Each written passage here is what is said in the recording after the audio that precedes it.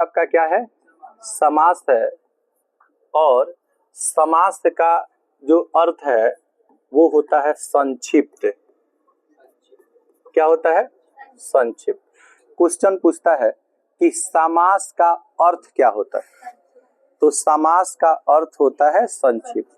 किसी भी बड़ा शब्द को, बड़ा से बड़ा शब्द को छोटा कर देना क्या कहलाता है, समास कहलाता है। याद रखिएगा बाबू, समास का शाब्दिक अर्थ क्या होता है, संक्षिप्त होता है। समास का अर्थ क्या होता है, संक्षिप्त। ये किसी भी चीज को क्या कर देता है, छोटा कर देता है।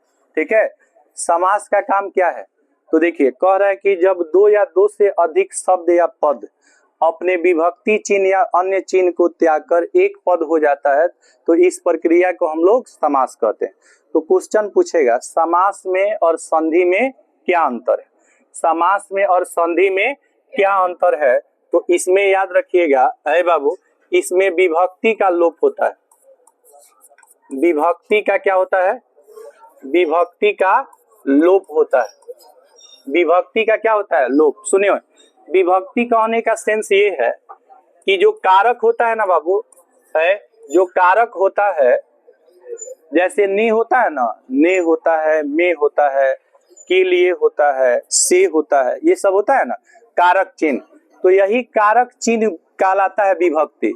यही कारक चिन्ह क्या कहलाता है, विभक्ति कहलाता है। जैसे आप लिखिएगा, ध्यान से समझिएगा, समास में एक तो समास होगा और एक समास विग्रह होगा। एक समास होगा, एक समास क्या होगा, विग्रह होगा। तो समास विग्रह किसे कहेंगे, जहां ध्यान से समझिएगा, समास विग्रह, समास विग्रह। और जब समास विग्रह को जोड़ कर लिख देंगे तो इसको क्या कहेंगे, समास कहेंगे। जब जोड़ कर लिख देंगे तो क्या कहेंगे, समास। अलग अलग करके लिख देंगे तो समास विग्रह। ध्यान से समझिएगा। आप बताइए, अगर आप लिखिएगा राजा का पुत्र, राजा का पुत्र, ठीक है, तो राजा का पुत्र कहलाता है राजपुत्र। क्या कहलाता है, राजपुत्र। समझिएगा, अगर यहाँ पे राजा की कुमारी दिया हो, राजा की कुमारी दिया हो, तो राजा की कुमारी, राजा की कुमारी राजकुमारी है। ध्यान से समझेंगे, अगर राजा का महल दिया हो, राजा का महल दिया हो, तो ये क्या कहलाएगा, राजमहल, राजमहल। अब एक बात बताओ बाबू, इसमें देखिए, इसमें क्या है, का, इसमें की।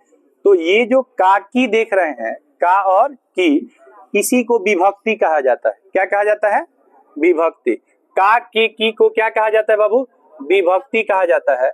और जब ये विभक्ति का लोप हो जाता है, विभक्ति का क्या हो जाता है, लोप हो जाता है, और ये दोनों शब्द जुड़ जाता है, तो इस प्रक्रिया को हम लोग कहते हैं समास।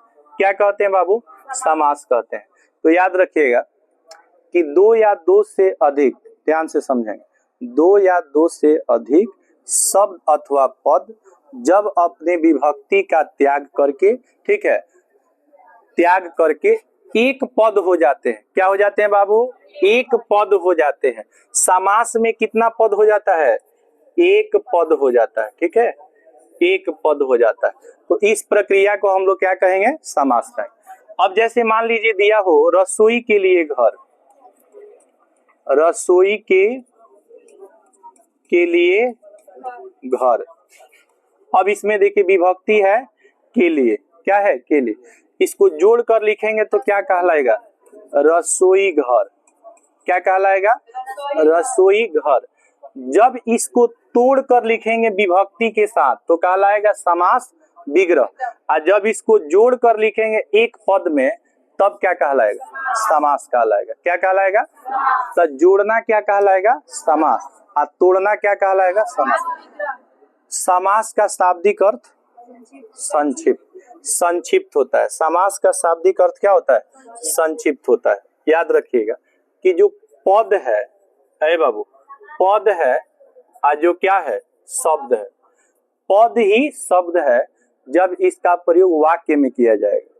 पद ही शब्द है जब इसका प्रयोग किसमें किया जाएगा, वाक्य में। याद रखिएगा, जब किसी शब्द का प्रयोग वाक्य में कर दिया जाता है तब उसको हम लोग पद कहते हैं। क्या कहते हैं? पद। पद भी आपका वर्ण या अक्षरों का ही समूह होता है।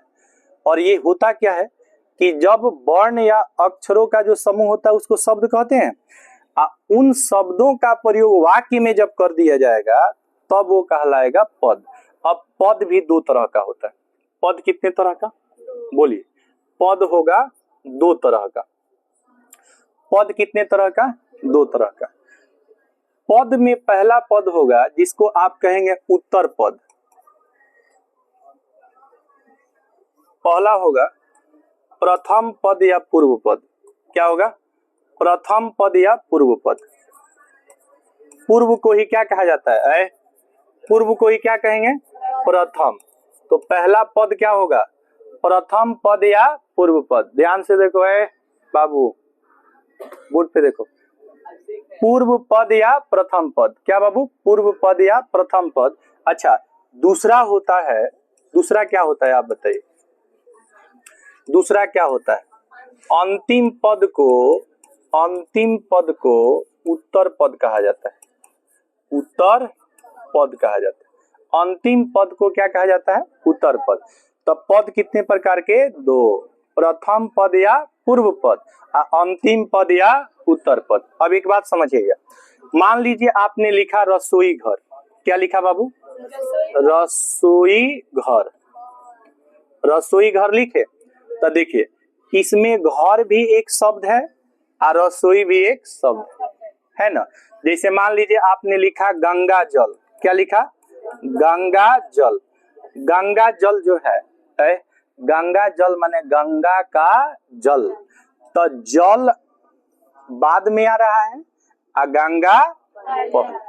उसी तरह रसोई पहले आ रहा है और घर बाद में आ रहा है। तो जो बाद में आएगा वो क्या कहलाएगा?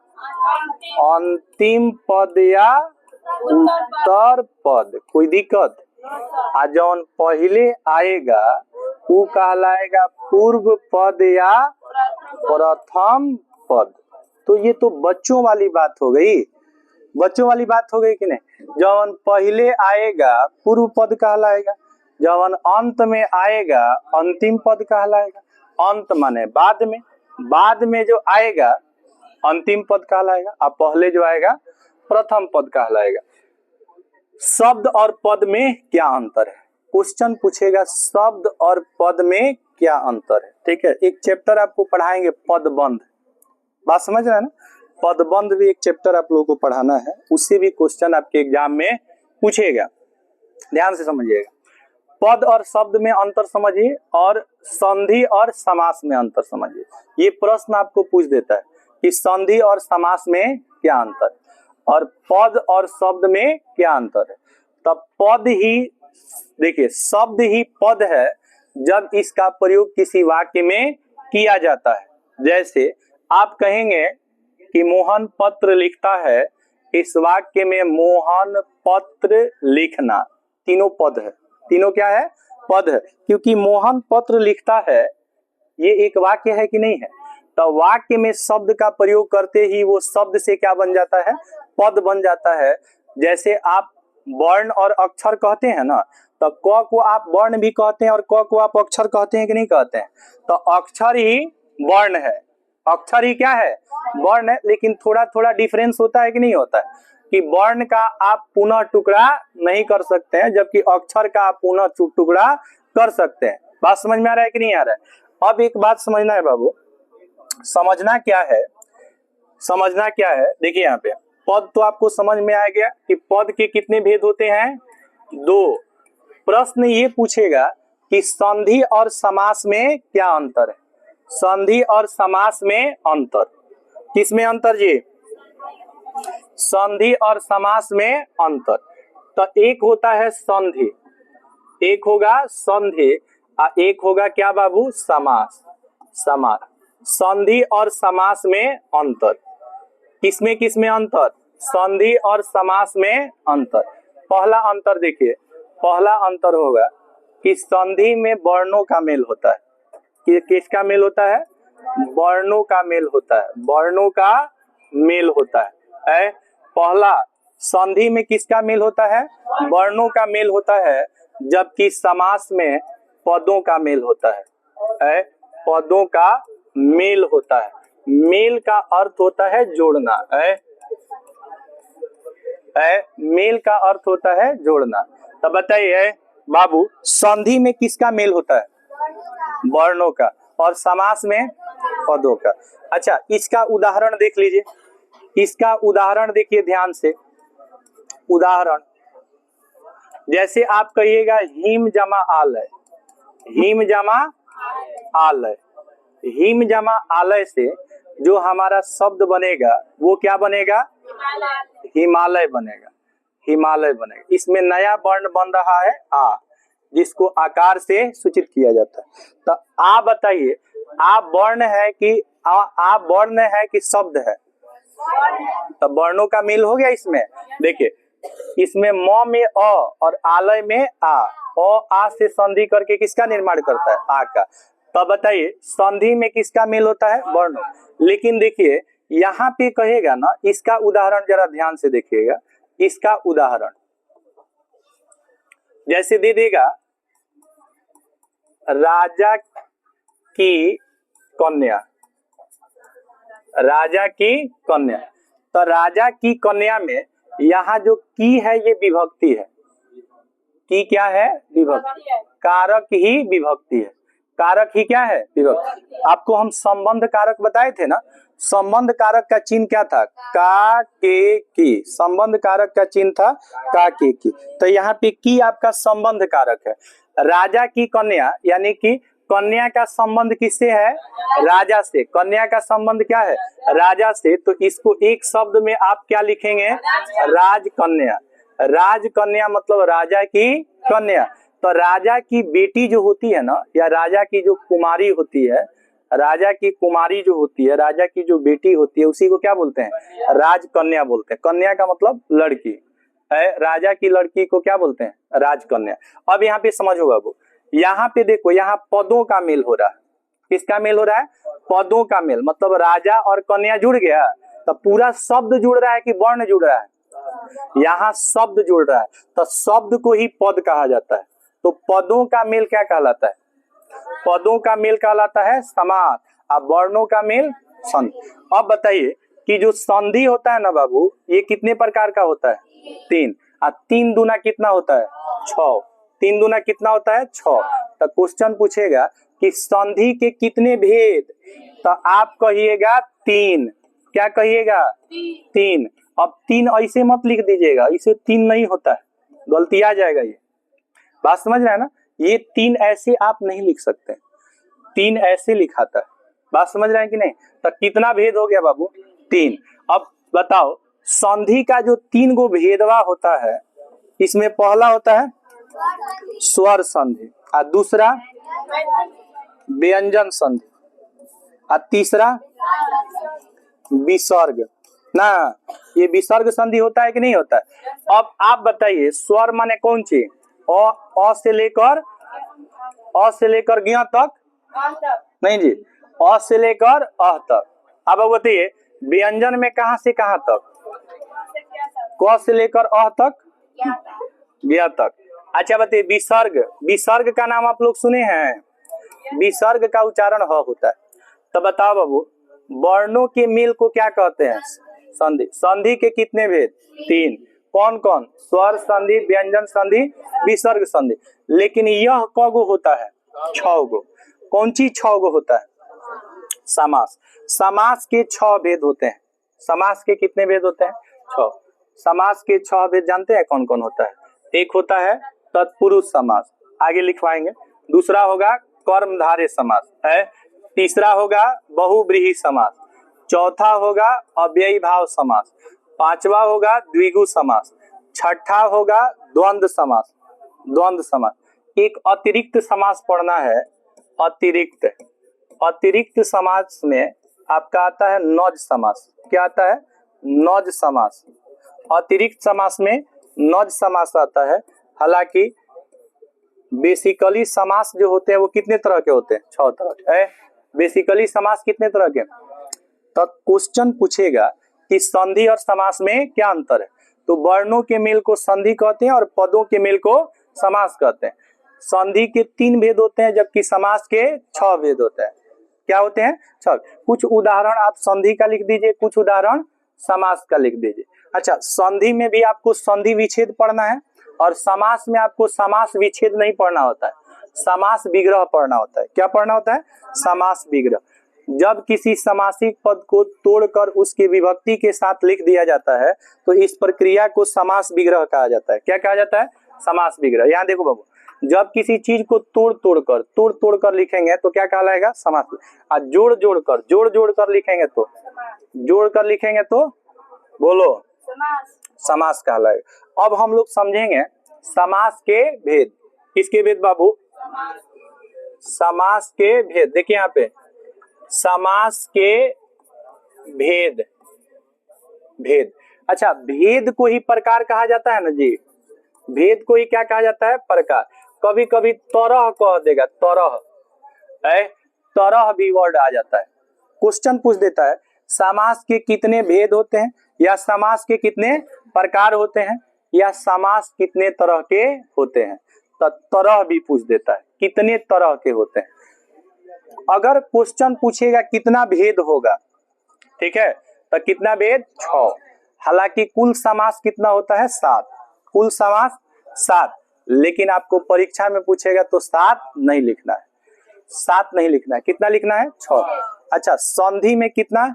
3, लेकिन पूछेगा स्वर संधि के कितने भेद? 5। स्वर संधि के 5 भेद। कौन कौन? दीर्घ संधि, गुण संधि, यण संधि, वृद्धि संधि और अयादि संधि। बात समझ में आ रहा है कि नहीं आ रहा है? अब समास के बताइए भेद कितने होते हैं? 6 भेद होते हैं। बताइए 6 जो भेद होते हैं, ये 6 भेद किसके होते हैं? किसके भेद होते हैं? समास के भेद होते हैं। कितने भेद होते हैं? 6 भेद होते हैं। बताइए बाबू, ध्यान देंगे। समास के 6 भेद में पहला क्या होता है? तत्पुरुष। तत्पुरुष है, तत्पुरुष। ध्यान से समझिएगा, तत्पुरुष को ऐसे लिखेंगे तत्पुरुष समास। क्या लिखेंगे? तत्पुरुष समास। पहला समास कौन बाबू? तत्पुरुष समास। ठीक है, तो बताइए 1 नंबर कौन समास हो गया? तत्पुरुष समास है बात, तत्पुरुष समास। अब दूसरा जो होता है ना बाबू, दूसरा नंबर वो होता है तत्पुरुष के बाद आ जाएगा कर्मधारय।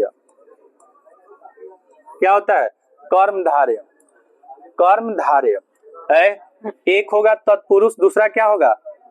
कर्मधारय समास। ठीक है, इसके बाद देखो बाबू, तीसरा आएगा बहुव्रीहि। बहुव्रीहि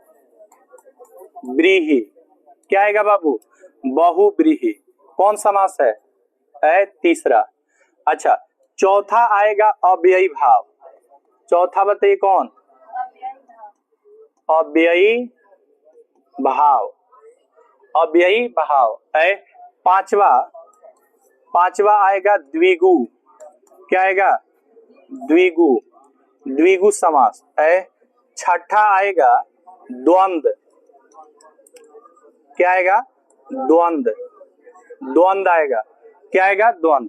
एक अतिरिक्त समास होता है द्वंद्व समास। ठीक है, एक अतिरिक्त समास आएगा। कौन समास बाबू? नज समास। उसको हम लोग आगे देखेंगे।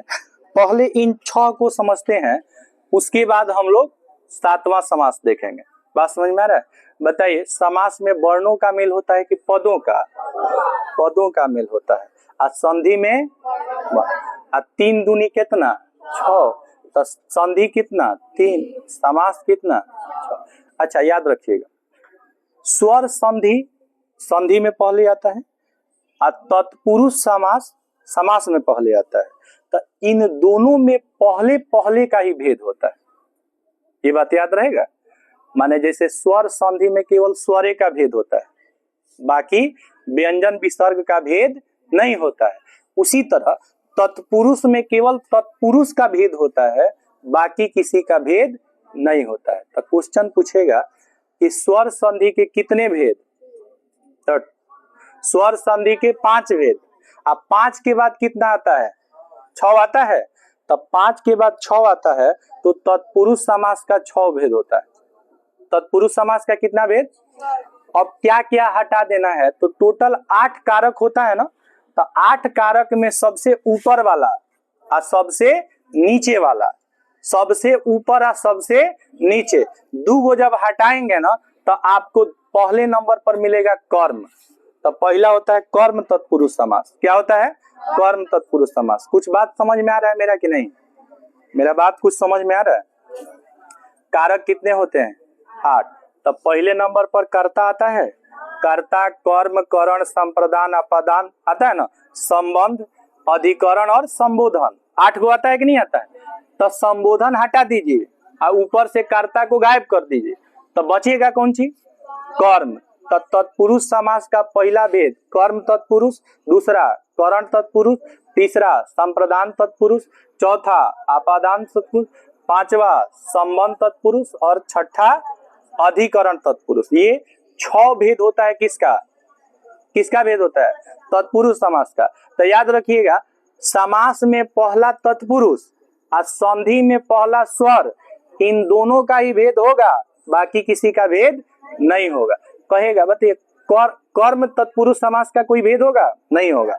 दोनों में पहला पहला का भेद होता है, बाकी किसी का भेद नहीं होता। ये याद रहेगा कि नहीं रहेगा? अब बताओ बाबू, तत्पुरुष समास का भेद अगर आपको पूछेगा ना, तत्पुरुष समास का भेद अगर आपको पूछेगा तो तत्पुरुष समास के कितने भेद होते हैं? 6 भेद होते हैं। अब याद रखिएगा, समास के भी 6 भेद और तत्पुरुष समास के भी 6 भेद, दोनों सेम टू यू हो जाएगा। बात समझ में आ रहा है? तत्पुरुष समास को शॉर्ट में क्या लिखेगा? तो और स। तो वही बताइए बाबू, क्वेश्चन पूछेगा कि जैसे माखन को चुराने वाला, माखन को चुराने वाला, माखन को चुराने वाला का जो है समास क्या होगा? तो बताइए, माखन चोर होगा कि नहीं होगा? अब बताइए, माखन चोर में किसका लोप हो रहा है? ओ का। माखन चोर में किसका लोप हो रहा है? ओ का। तो बताइए, कर्म जो तत्पुरुष समास होगा, कर्म तत्पुरुष समास में को विभक्ति का क्या हो जाता है? लोप हो जाता है। कर्म तत्पुरुष समास में किस विभक्ति का लोप होता है? को विभक्ति का लोप हो जाता है। बताए थे ना, विभक्ति में कितना? 8 गो। तो 8 गो विभक्ति में एगो ऊपर से एगो नीचे से हटा देंगे तो कगो हटा दिए? 2 गो। तो बचा कगो? 6 गो। कितना बचा? 6 गो। तो कर्म देखिए, कर्म में किसका लोप होगा? अब जैसे दे देगा, मन को हरने वाला, मन को हरने वाला। ऐ बाबू बताओ, मन को हरने वाला क्या कहलाएगा? मनोहर। मनोहर। अब बताओ, मनोहर में किस विभक्ति का लोप हो रहा है? को। बताओ, इसमें को आया है तो को का क्या हो गया? लोप हो गया। को का क्या हो गया? लोप हो गया। बदमाशी बहुत हो रहा है, ठीक है? तो याद रखिएगा कि जैसे ही विभक्ति वाला कोई समास आएगा बाबू, क्या वाला आएगा? बोलो, क्या वाला? विभक्ति वाला। तो जितना विभक्ति वाला समास होगा वो क्या होगा? बोलो, विभक्ति वाला समास कौन समास होगा? जिसमें विभक्ति आ जाएगा वो तत्पुरुष समास कहलाएगा। जैसे माखन चोर, तो माखन को चुराने वाला।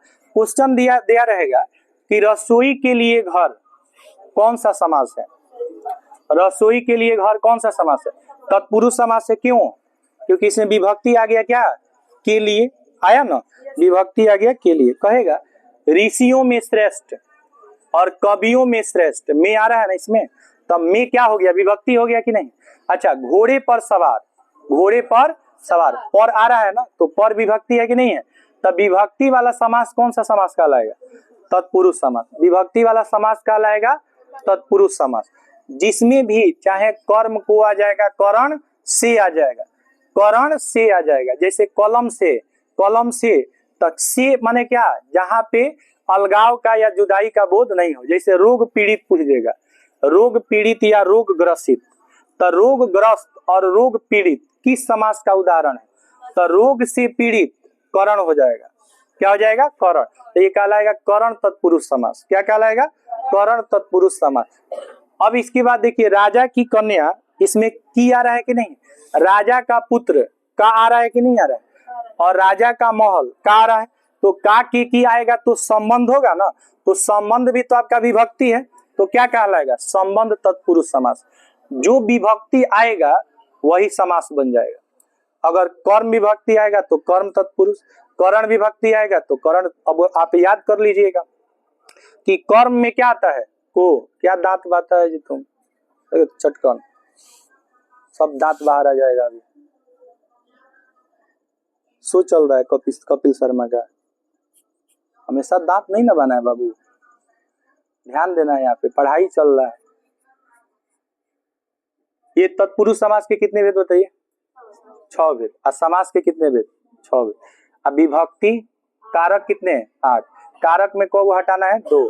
एक कर्ता और दूसरा संबोधन, तो बच जाएगा कितना? 6। 6 जो बचेगा वो क्या कहलाएगा?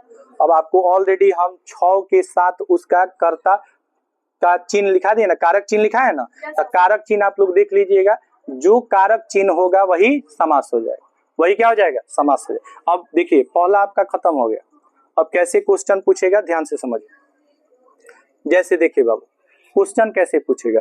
कहेगा कि पुस्तक के लिए, पुस्तक के लिए आलय। अच्छा, आलय को ही हम लोग घर कहते हैं। आलय को ही क्या कहते हैं? घर। तब पुस्तक के लिए आलय क्या बनेगा बाबू? पुस्तकालय। आलय को ही क्या कहा जाता है? घर। तब पुस्तक घर, पुस्तक घर। सीधा रहो, सीधा सीधा रहो ना गधा। यहाँ पे देखिए, तब पुस्तकालय, आलय में आलय आ रहा है ना, आलय का मतलब घर या मंदिर, घर या मंदिर। तब आओ बताओ, पुस्तक के लिए आलय में यहाँ कारक क्या है? के लिए। कारक को ही विभक्ति कहेंगे। कारक को ही क्या कहेंगे? विभक्ति। अब बताओ, के लिए कौन से कारक में आता है? संप्रदान आता है ना, तो इसको कहेंगे, इस समास को कहेंगे संप्रदान। ठीक है, तत्पुरुष समास। संप्रदान तत्पुरुष समास। बात समझ में आया? जैसे कहेगा, है बाबू, कहेगा पुरुषों में उत्तम। पुरुषों में क्या? उत्तम। पुरुषों में उत्तम। अब यहाँ इसको जब लिखिएगा तो ये होगा पुरुषोत्तम। क्या होगा? पुरुषोत्तम। पुरुषों में उत्तम। बताओ यहाँ पे कारक क्या रहा है? में। तो बाबू बताओ, अगर में हो या क्या हो, पर हो, तो इसका नाम क्या होता है? अधिकरण तत्पुरुष समास। क्या होगा? अधिकरण तत्पुरुष समास। क्या होगा? अधिकरण तत्पुरुष समास। कोई दिक्कत बाबू इसमें? बोलिए, कोई दिक्कत? अब एक बात समझिए, जैसे दे देगा राजा का क्या? महल। बताओ, सब में विभक्ति अलग अलग है कि नहीं? इसमें विभक्ति क्या रहा है? के लिए। इसमें क्या रहा है? में। इसमें क्या रहा है? का। तो राजा का महल क्या होगा? राजमहल। बताइए, इसमें विभक्ति क्या है? का। अच्छा बताओ, का विभक्ति का लोप किस में होता है? किसमें? संबंध में होता है ना, तो इसको कहेंगे संबंध तत्पुरुष समास। बात समझ में आ रहा है? जैसे मान लीजिए कि आपको दे देगा, जैसे आपको दे देगा नेत्र से हीन, नेत्र से हीन, तो दे देगा यहाँ नेत्रहीन, नेत्रहीन। बताओ, इसमें विभक्ति क्या रहा है? से। अच्छा बताओ, जुदाई का बोध हो रहा है कि नहीं हो रहा है? नेत्र से हीन माने जिसके पास आंख नहीं हो। तो बताइए, ये क्या कहलाएगा? अपादान तत्पुरुष समास कहलाएगा। लेकिन अगर आप कहिएगा रोग से पीड़ित, रोग से पीड़ित या ग्रस्त, पीड़ित या ग्रस्त, तो ये क्या हो जाएगा? रोगग्रस्त, रोगग्रस्त या रोग पीड़ित, रोग पीड़ित। अब बताओ बाबू, इसमें भी तो से आ रहा है। अब बताओ, रोग पीड़ित उस व्यक्ति को कहते हैं जिसको रोग है कि रोग नहीं है? तो रोग अगर है तो करण, और नहीं है तो आपादान, नहीं है तो आपादान। तो पहला क्या हो जाएगा बताओ, कर्म तत्पुरुष समास, दूसरा करण तत्पुरुष समास, तीसरा संप्रदान, चौथा आपादान, पांचवा संबंध, और छठा अधिकरण। कौन कौन नहीं होगा, संबोधन और कर्ता, संबोधन और कर्ता। इसमें कोई दिक्कत, ये खत्म हो गया, ये खत्म हो गया। तो क्या खत्म हो गया, तत्पुरुष खत्म हो गया।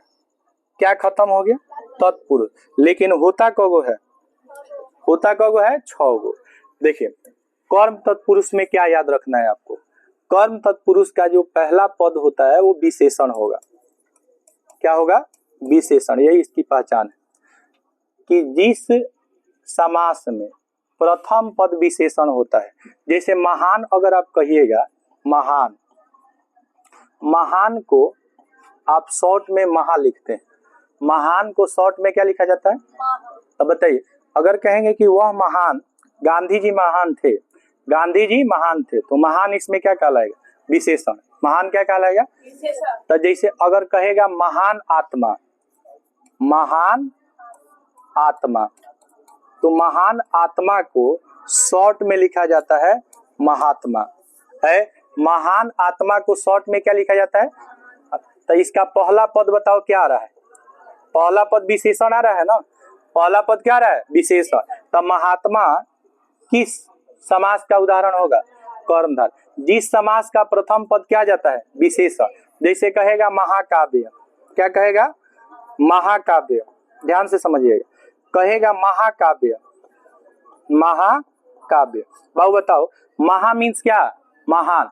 तब महान काव्य को, महान काव्य को क्या कहा जाता है, महाकाव्य। जैसे रामायण हो गया, महाभारत हो गया, गीता हो गया, ये सब महाकाव्य है। इसको ना स्पिरिचुअल रिलीजियस बुक्स कहा जाता है। स्पिरिचुअल या क्या कहा जाता है, रिलीजियस बुक्स, धार्मिक पुस्तक कहा जाता है। क्या कहा जाता है, तो बताओ, महाकाव्य को अलग अलग क्या लिख सकते हैं, महान काव्य। तो ऐसा काव्य जो क्या हो, महान हो, उसको कहेंगे महाकाव्य। अच्छा, महान वीर को क्या कहेंगे बताओ, महान वीर को कहेंगे महावीर, महावीर। महान वीर को कहेंगे महावीर।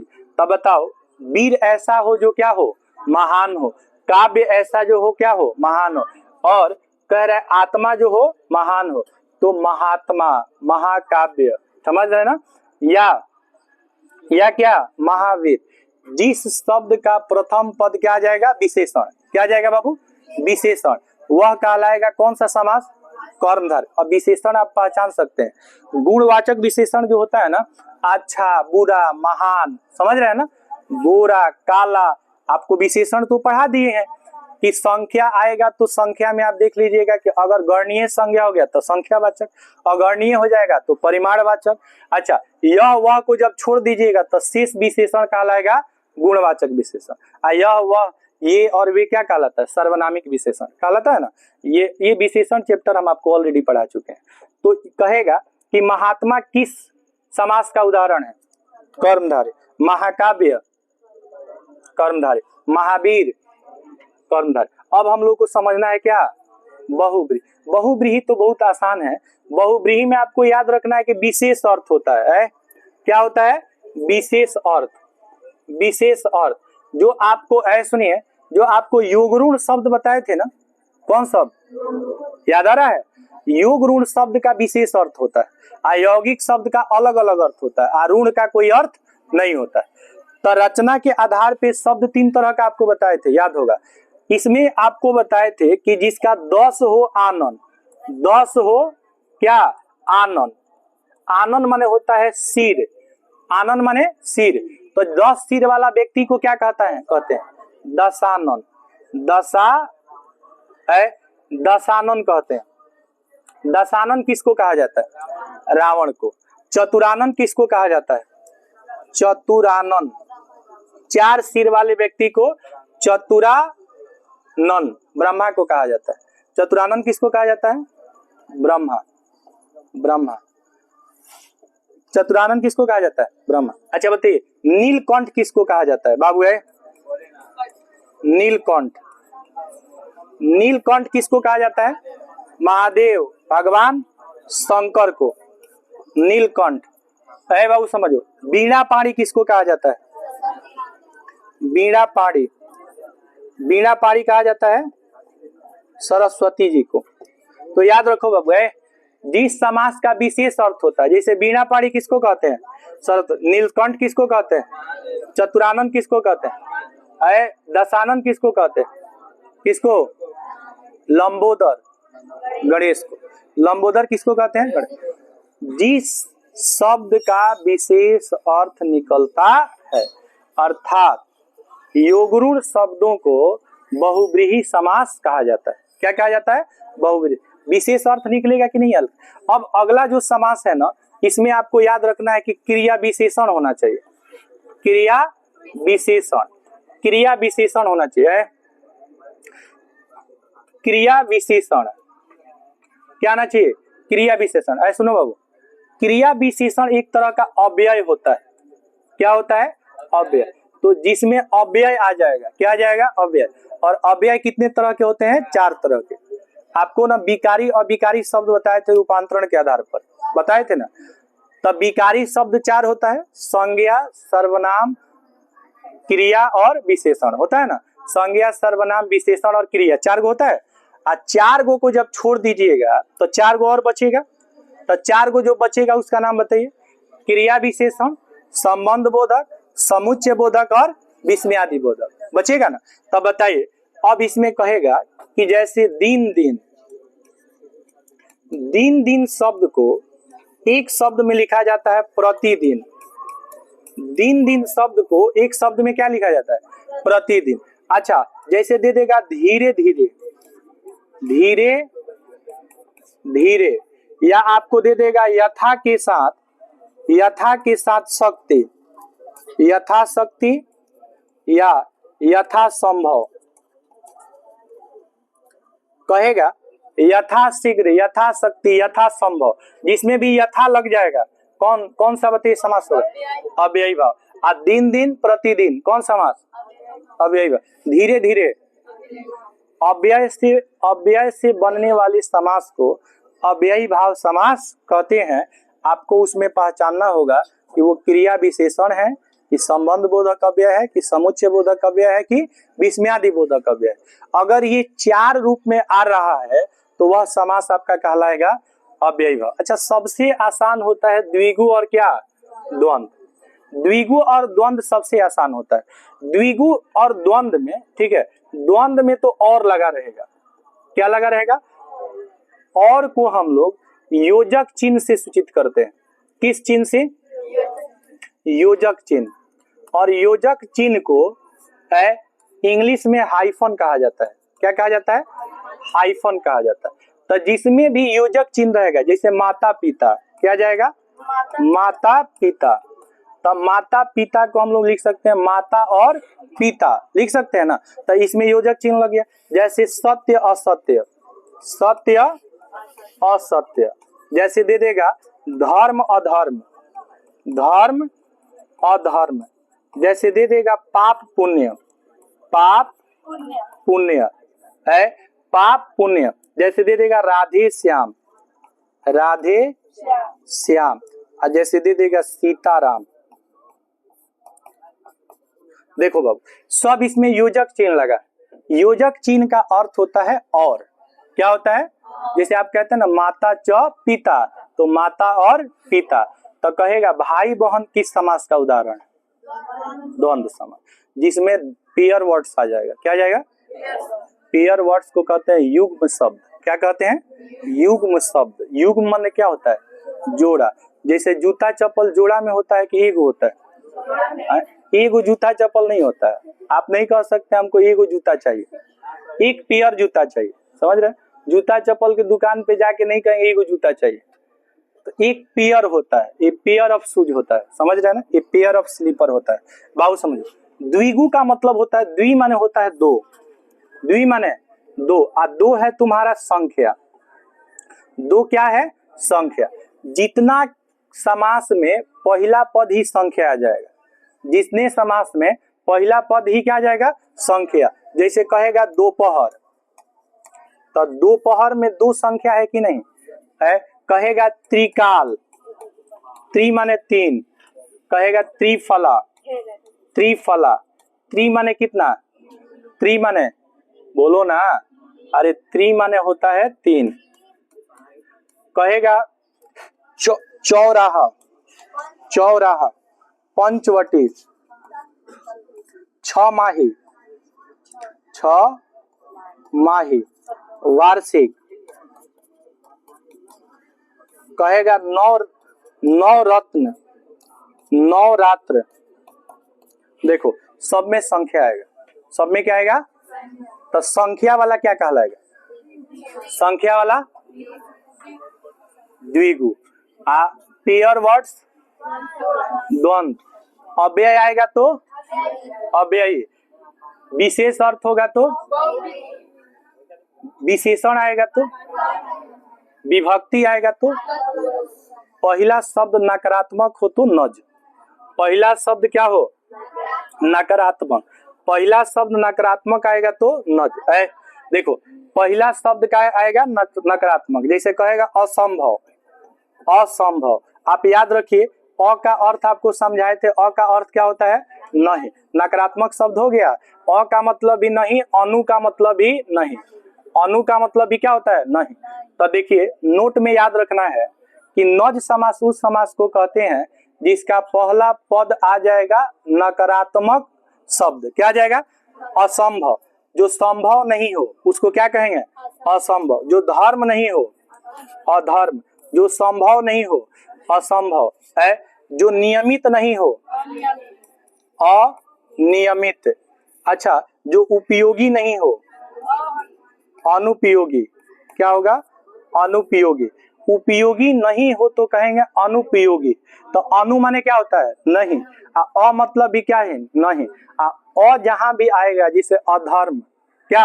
अधर्म या असंभव, असत्य, अनुपयोगी, पहला शब्द नकारात्मक होना चाहिए। और नकारात्मक वाला शब्द कहलाएगा नज समास। और टोटल समास कब हो गया? इसको लेकर के नज को लेकर के कितना? 7। और नज नोट में है अतिरिक्त समास में, इसलिए समास का जब भेद पूछेगा तो कितना? 6। और संधि का भेद पूछेगा तो 3। संधि में वर्णों का मेल, समास में पदों का मेल। समास जब भी विभक्ति वाला आएगा तत्पुरुष कहलाएगा, विशेषण वाला आएगा कर्मधारय कहलाएगा, विशेष अर्थ वाला आएगा बहुव्रीहि कहलाएगा, अव्यय वाला आएगा अव्ययी भाव कहलाएगा, द्वंद्व माता पिता भाई बहन पेयर वर्ड्स आएगा द्वंद्व कहलाएगा, संख्या वाला आएगा द्विगु कहलाएगा। इस प्रकार से इसका समापन हो। ठीक है, कोई दिक्कत? कल हम आपको ऑब्जेक्टिव करवाएंगे, ऑब्जेक्टिव क्वेश्चंस।